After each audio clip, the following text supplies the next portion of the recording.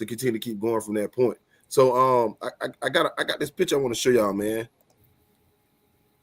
Yeah. Hey, listen. That's the man. Listen. That's the man right there. Again, I will admittedly say I have not been around high school basketball to really be able to identify kids and know where they rank in state or on the national scene. But let me tell you, I noticed this kid week 1 of this tournament, and he has not disappointed any week. And I know we're only at week 3, but this kid has got crazy game, and he looks like he has that IQ that you were talking about, Coach Smoke, to really be that leader that you can depend on the floor to make sure everybody is in line. Speak about this kid. Coach, you want me to, or you got it, Coach? Yeah, I got it. First of all, Thomas is a hardworking guy, man, and he was the principal's son. So it's just like when my son played for me, I had to put him through the extra stuff because people say he's out there because his free classes. His dad's the principal. That's why he's on the team. That's why he's out there. Truth be told, Thomas was terrible when he came out of middle school. He could score a little bit, but his defense was trash. He was out of shape too now. Yeah, all of that. And he was excelling in middle school, but it's a different thing when you get to high school. But that cat worked so hard, man, and he's a guy that he's one of the main ones. If he'll call and say, "Can we get in the gym?" and then he'll call his teammate. So even just about him getting in there, they'll come in the morning. They want to get on the shooting machine, and they stay after school. They want, "Coach, can we get in the gym?" They just gym rats, and he has a trainer as well, and he's put in the work, and he's going to all these camps and these showcases. Like, your time will come, man. Don't worry about all of that stuff. If Thomas was 6'3", everybody in the country would be looking for him. Everybody. If he was 6'3", yeah, Coach, he's 6'3", he might go overseas and play. He'd be a monster right now, but that's not his issue. That's not his concern. He's just grinding and working and using all this fuel to keep him going because he doesn't have what he's looking for right now. But I'm sure, almost 100% sure, he's going to get what he's looking for if he continues to play the way he's playing. He's actually put himself in a situation where he's one of our better defenders on ball. And it was a thing. One of our coaches used to kid him all the time because he wouldn't take charges. Last year he led us in charges. So he's adapted his game to whatever we ask of him. And he's got, like you said, he's got the keys to the car, and he's not driving by himself. He's got a bunch of guys that believe in him, trust him, and they support him, and he supports them. It's just a great blend of young men that's all single-minded of the same goal, and we just love having these guys, man. We enjoy coaching these guys because they respond, they work hard, and they just want to play ball. They just want to win. They're just trying to get a championship at Southwest DeKalb that has never been attained, and we're trying to get that done. Oh, for sure. Well, that leads into our next segment here. You know what I'm saying, with the team of the week, Southwest DeKalb. We want to bring on a couple guys on here. There you go. They probably can y'all hear us? Can they hear us? Yeah, we can. Can y'all hear us? Okay. So, fellas, go ahead and introduce yourselves real quick. I'm Thomas Glanton, class of 2026. I'm Nazir Bam Mergen, class of 2027. Welcome. Can I hear? Welcome to the platform. So go ahead. Go ahead, Coach. Go ahead, Coach. No, I was going to say, you two have been very impressive each week of this tournament. Thomas, I got the chance to interview you this past week, which was a pleasure for me. I was just commenting to your coaches that the basketball IQ of you two on the floor is evident as leaders of this team. But what do you do to get prepared mentally as well as physically for the tournament, as well as as the game? Mentally, I just feel like I just got to go out there and kill everybody that's in front of me, because when we play those teams like the 3 teams that we play, there's a lot of players that's ranked higher than me, that got more offers than me. So I just want to go out there and show that I can compete with the players that people claim that's above me.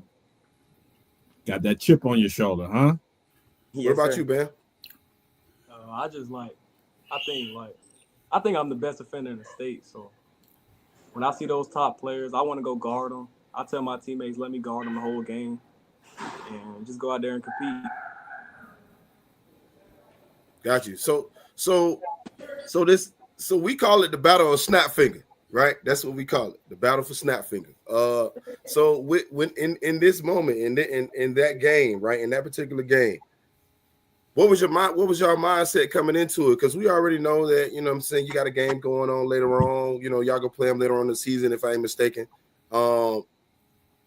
What was it? Was it a situation where it's like, yeah, we got to show them what's going on?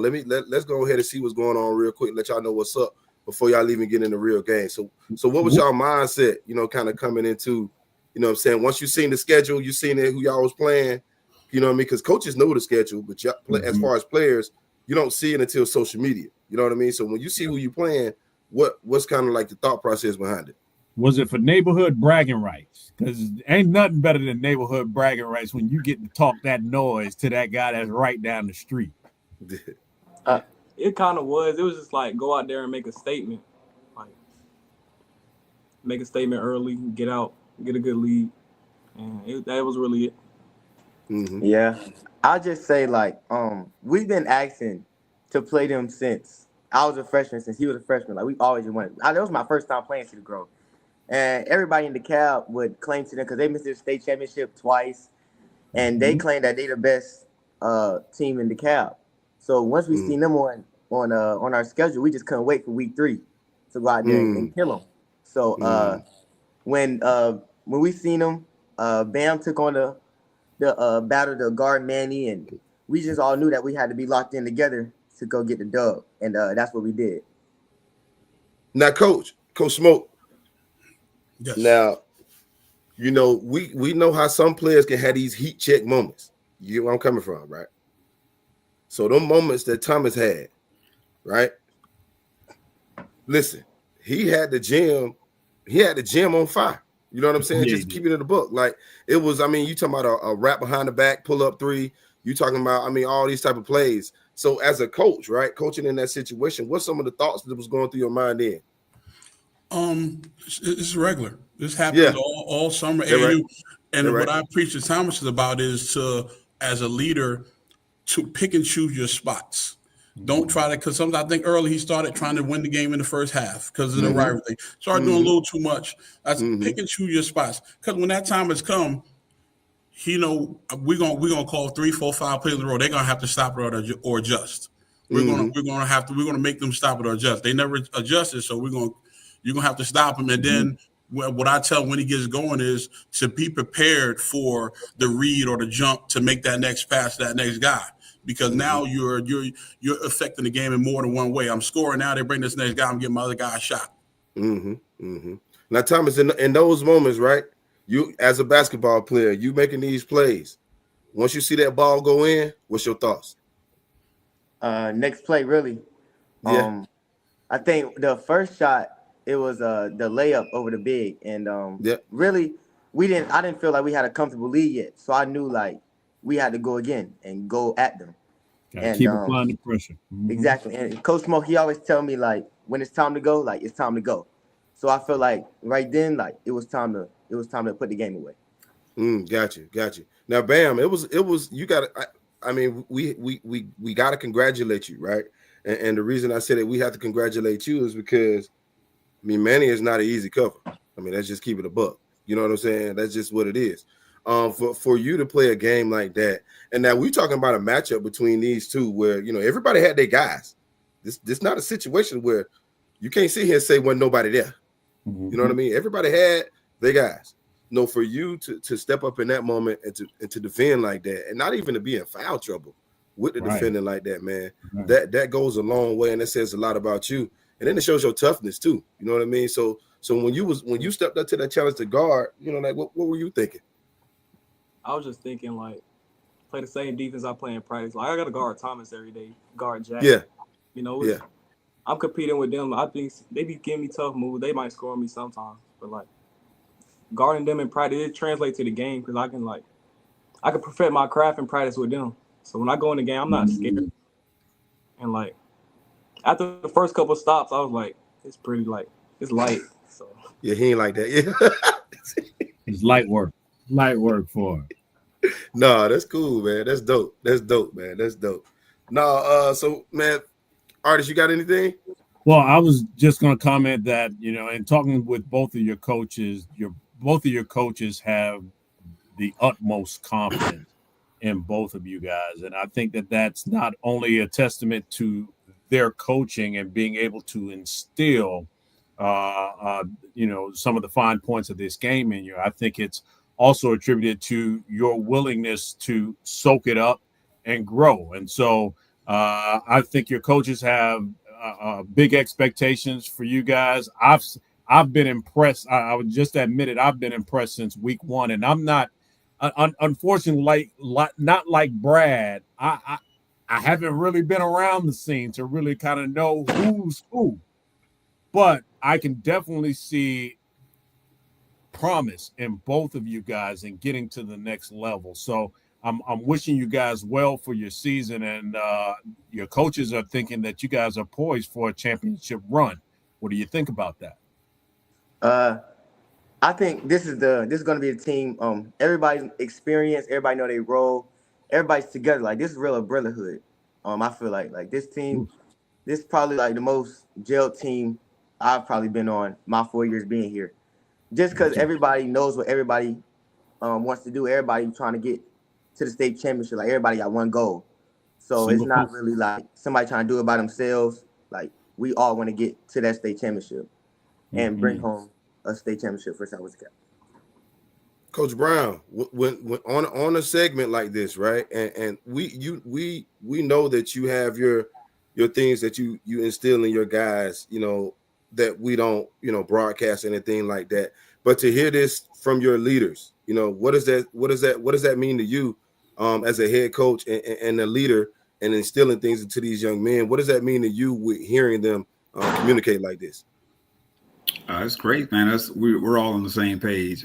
We've been talking about this since their freshman year. Keep looking at what's coming back and how we finish, and these guys they believe, and that's really all. I always talk to them about, you know, smaller teams that win state championships. I pull up articles, I show them. We look at the AAU circuit when they played. All the teams were 6'8", 6'9", and again, they just thought it was going to run a roughshod over us. And these guys really got a lot of pride, man, and they will rise to whatever challenge is facing them. We've seen that already. So I'm just waiting to see it play out. We want to get to the last game of the year. We got a date in March we're trying to get to. We talk about that, and that they want to make history. And somebody's going to really have to beat us, because we're not going to beat ourselves. This is an experienced group.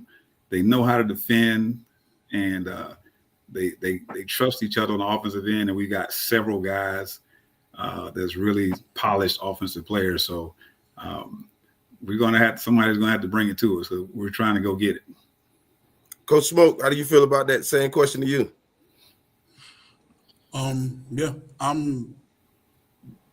We have the approach of, I'm very confident because we have the approach of whoever's in front of us, we're going to play.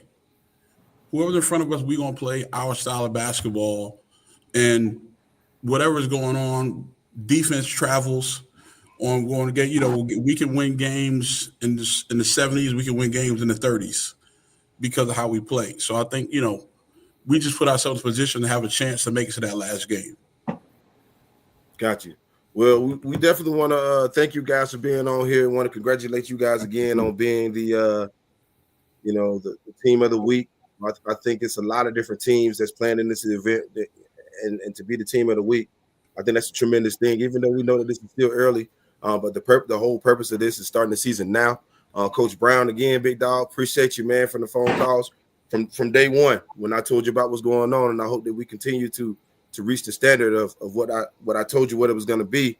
Yeah. And we wish you guys nothing but the best. Bam, wish you the best. Thomas, wish y'all nothing but the best.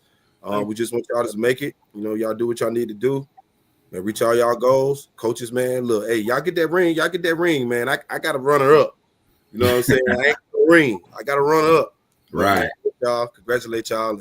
You know, that's it from my end. You got anything, Artist? No, I'm just wishing you guys well on your season.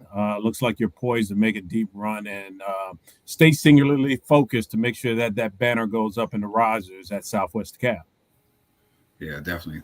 Thank you. We appreciate everything you guys are doing. This program you put together is just great, man. There's a lot of talent, and I'm sure it's going to be bigger and better next year, and probably going to be hard to get in there next year. So, y'all locked in. Y'all locked in. Trust me, y'all locked in. Don't worry. We already got 5 teams committed from out of state that want to come on the weekends. Exactly. That's what I'm saying. So I know it's about to level up. Yeah, I know it's about to blow up, and we just want to hang on to our little pieces of opportunity to get out there. No, everybody that's here now, they staying. We ain't going nowhere. We locked in. That's good to know. Then, well, again, it's great. It's great exposure for the kids. You got college coaches out there. You got streaming to colleges, so we can't ask for anything more in the fall. So we just got to do our part and get these coaches and to come see these. Want to see more of these guys. So that's what they're trying to do. All right, cool. Well, this ends it for y'all, man. We'll see you guys this weekend. All right. I look forward to it. Have a great day. All right, have a good one. All right. Yeah, that's some cool dudes, man. They're poised.